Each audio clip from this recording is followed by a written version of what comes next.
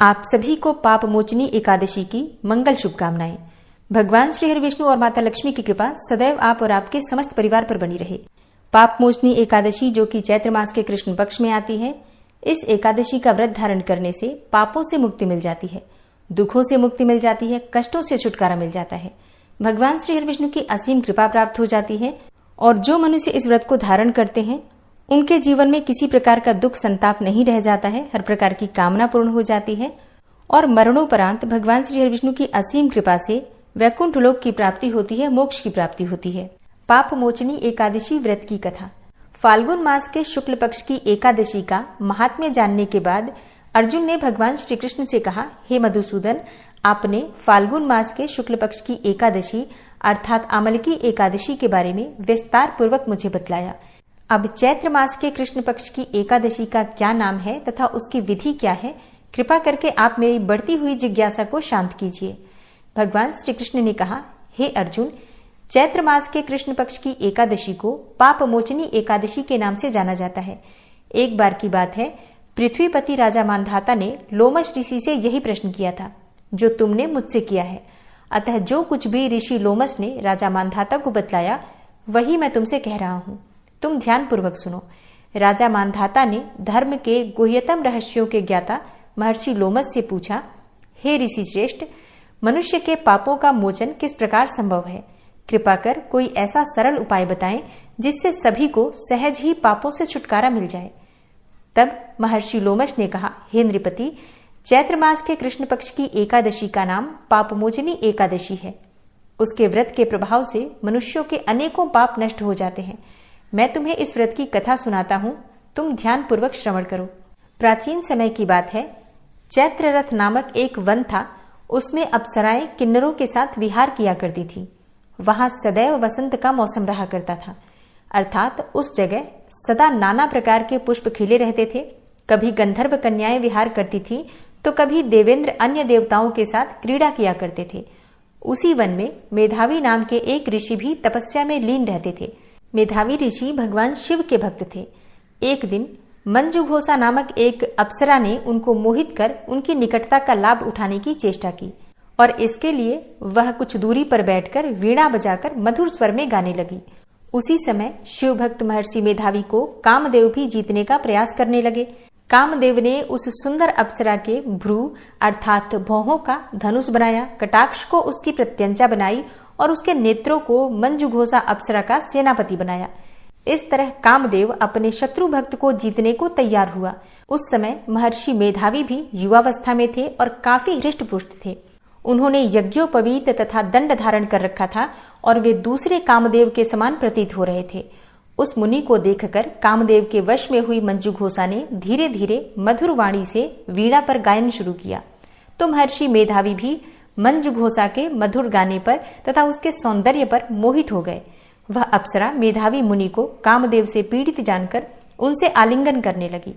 महर्षि मेधावी उसके सौंदर्य पर मोहित होकर शिव रहस्य को भूल गए और काम के वशीभूत होकर उसके साथ रमण करने लगे। काम के वशीभूत होने के कारण मुनि को उस समय दिन रात का कुछ भी ज्ञान न रहा और काफी समय तक वे रमण करते रहे। तदुपरांत मंजुघोषा उस मुनि से बोली, हे ऋषिवर, अब मुझे बहुत समय हो गया है, अतः स्वर्ग जाने की आज्ञा दीजिए।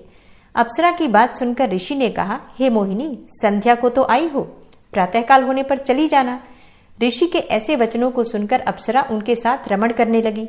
इसी प्रकार दोनों ने साथ साथ बहुत समय बिताया। मंजुघोषा ने एक दिन ऋषि से कहा, हे विप्र, अब आप मुझे स्वर्ग जाने की आज्ञा दीजिए। मुनि ने इस बार भी वही कहा, हे रूपसी, अभी तो ज्यादा समय व्यतीत ही नहीं हुआ है, कुछ समय और ठहरो। मुनि की बात सुनकर अप्सरा ने कहा, हे ऋषिवर, आपकी रात तो बहुत लंबी है, आप स्वयं ही सोचिए कि मुझे आपके पास आए कितना समय हो गया, अब और ज्यादा समय तक ठहरना क्या उचित है? अप्सरा की बात सुनकर मुनि को समय का बोध हुआ और वह गंभीरता पूर्वक विचार करने लगे। जब उन्हें समय का ज्ञान हुआ कि उन्हें रमण करते 57 वर्ष व्यतीत हो चुके हैं तो उस अप्सरा को वह काल का रूप समझने लगे। इतना ज्यादा समय भोग विलास में व्यर्थ चला जाने पर उन्हें बड़ा क्रोध आया। अब वह भयंकर क्रोध में जलते हुए उस तप नाश करने वाली अप्सरा की तरफ भ्रिकुटी तानकर देखने लगे। क्रोध से उनके अधर कांपने लगे और इंद्रियां बेकाबू होने लगी। क्रोध से थरथराते स्वर में मुनि ने उस अप्सरा से कहा, मेरे तप को नष्ट करने वाली दुष्टा, तू महापापिन और बहुत ही दुराचारणी है। तुझ पर धिक्कार है। अब तू मेरे श्राप से पिशाचनी बन जा। मुनि के क्रोध युक्त श्राप से वह अप्सरा पिशाचनी बन गई। यह देख वह व्यथित होकर बोली, हे ऋषिवर, अब मुझ पर क्रोध त्याग करके प्रसन्न होइए और कृपा करके बताइए कि इस श्राप का निवारण किस प्रकार होगा। विद्वानों ने कहा है कि साधुओं की संगत अच्छा फल देने वाली होती है और आपके साथ तो मेरे बहुत वर्ष व्यतीत हुए हैं। अतः अब आप मुझ पर प्रसन्न हो जाइए, अन्यथा लोग कहेंगे कि एक पुण्यात्मा के साथ रहने पर भी मंजू घोषा को पिशाचनी बनना पड़ा। मंजू घोषा की बात सुनकर मुनि को अपने क्रोध पर अत्यंत ग्लानि हुई और साथ ही अपनी अपकीर्ति का भय भी हुआ। अतः पिशाचनी बनी मंजू घोषा से मुनि ने कहा, तूने मेरा बड़ा बुरा किया है, किंतु फिर भी मैं तुझे इस श्राप से मुक्ति का उपाय बतलाता हूँ। चैत्र मास के कृष्ण पक्ष की जो एकादशी है उसका नाम पाप मोचनी है। उस एकादशी का उपवास करने से तेरी पिशाचनी की देह से मुक्ति हो जाएगी। ऐसा कहकर मुनि ने उसको व्रत करने का सब विधान समझा दिया। फिर अपने पापों का प्रायश्चित करने के लिए वे अपने पिता च्यवन ऋषि के पास गए। च्यवन ऋषि ने अपने पुत्र मेधावी को देखकर कहा, हे पुत्र, ऐसा क्या किया है तूने कि तेरे सभी तप नष्ट हो गए हैं, जिससे तुम्हारा समस्त तेज मलिन हो गया है। मेधावी मुनि ने लज्जा से अपना सिर झुकाकर कहा, हे पिताश्री, मैंने एक अप्सरा से रमण करके बहुत बड़ा पाप किया है। इसी पाप के कारण संभवतः मेरा सारा तेज और मेरे तप नष्ट हो गए हैं। कृपा करके आप इस पाप से छूटने का उपाय बतलाइए। ऋषि ने कहा, हे पुत्र, तुम चैत्र मास के कृष्ण पक्ष की पाप मोचनी एकादशी का विधि तथा भक्ति पूर्वक उपवास करो, इससे तुम्हारे सभी पाप नष्ट हो जाएंगे। अपने पिता च्यवन ऋषि के वचनों को सुनकर मेधावी मुनि ने पापमोचनी एकादशी का विधि पूर्वक व्रत किया।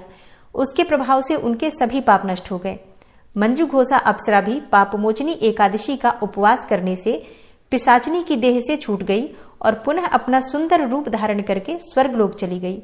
लोमस मुनि ने कहा, हे राजन, इस पापमोचनी एकादशी के प्रभाव से समस्त पाप नष्ट हो जाते हैं।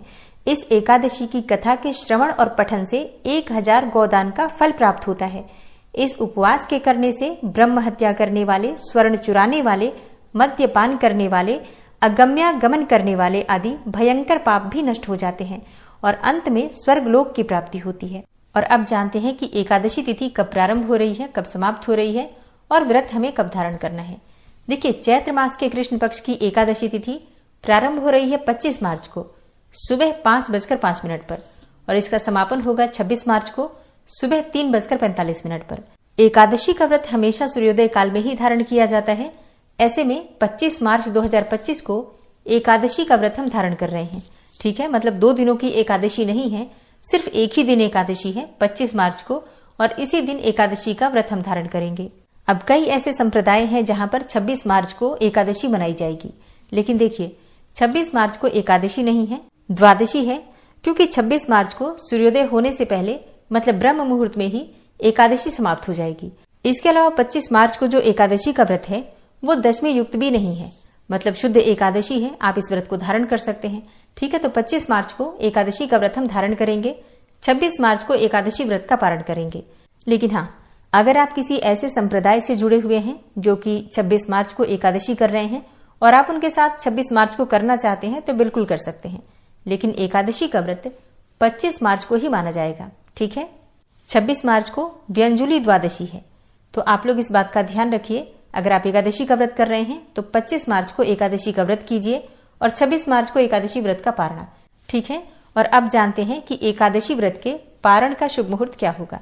तो देखिए, द्वादशी में एकादशी व्रत का पारण किया जाता है और द्वादशी तिथि प्रारंभ हो रही है 26 मार्च को सुबह 3:45 पर और द्वादशी तिथि का समापन हो रहा है 27 मार्च को सुबह 1:43 पर। हरिवासर की समाप्ति के बाद ही आप अपना व्रत खोलते हैं। हरिवासर क्या होता है? हरिवासर द्वादशी तिथि जब प्रारंभ होती है तो प्रारंभिक जो चौथाई समय होता है लगभग 5-6 घंटे का समय होता है, जिसे शास्त्रों में हरिवासर कहा गया है।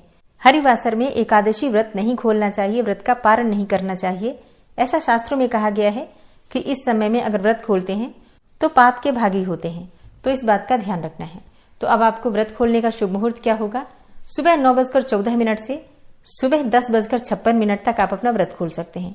इसके अलावा अगर मान लीजिए इस समय में नहीं खोल पाते हैं व्रत, तो ऐसे में दोपहर में 1:41 से शाम 4 बजे तक आप अपना व्रत खोल सकते हैं। ठीक है, तो शुभ मुहूर्त का ध्यान रखिए। दोस्तों, उम्मीद करती हूँ कि आज की वीडियो आपको जरूर पसंद आई होगी। अगर वीडियो पसंद आती है तो वीडियो को लाइक जरूर किया कीजिए और संभव हो तो वीडियो को शेयर भी किया कीजिए। और चैनल पर पहली बार आए हैं, अगर अभी तक आपने चैनल को सब्सक्राइब नहीं किया है तो आज की वीडियो अगर आपको अच्छी लगे तो चैनल को सब्सक्राइब करके बेल आइकन को जरूर प्रेस कर लीजिए।